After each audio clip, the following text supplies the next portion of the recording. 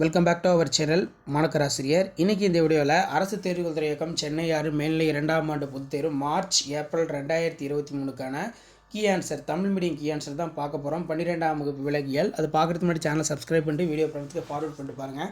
So total mark 70 mark. 12th zoology பொறுத்த வரைக்கும் public examination mark 70 mark தான். உங்களுக்கு question type A type B டைப்னு 2 டைப் இருக்கும். ஸோ இதில் இருக்கக்கூடிய கீ ஆன்சர் கீ பாயிண்ட்டை கொஞ்சம் நல்லா பார்த்துட்டு போங்க. ஸோ ஃபஸ்ட்டு வந்து பார்த்தீங்கன்னா 2 மார்க் கொஸ்டின் பார்த்தலாம். 6 × 12 பிளாஸ்டோமினா என்ன? பல உட்கருக்களை கொண்ட பெட்ரோ உயிரிகளின் உட்கருக்கள் பிரித்து பல உட்கருக்களை கொண்ட சேய் உயிரிகளாக உருவாக்குதே பிளாஸ்டோமி எனப்படும் அப்படின்னு சொல்லுவோம். அதே மாதிரி ஸ்பெர்மோஜெனிசிஸ் ஸ்பெர்மட்டோஜெனிசிஸ் வந்து வேறுபடுத்த சொல்லியிருக்காங்க.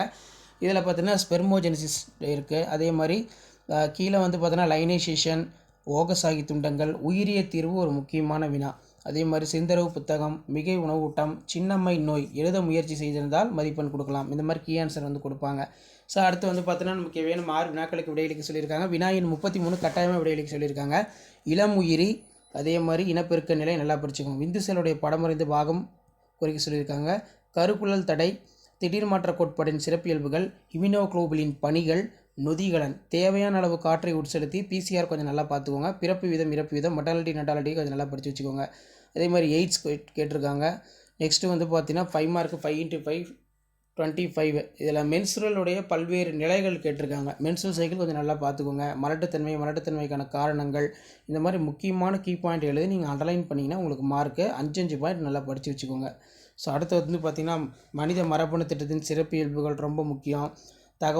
தகவமைப்பு பரவல், டார்வினுடைய குருவிகள், ஆஸ்திரேலியா இதெல்லாம் ரொம்ப முக்கியம்.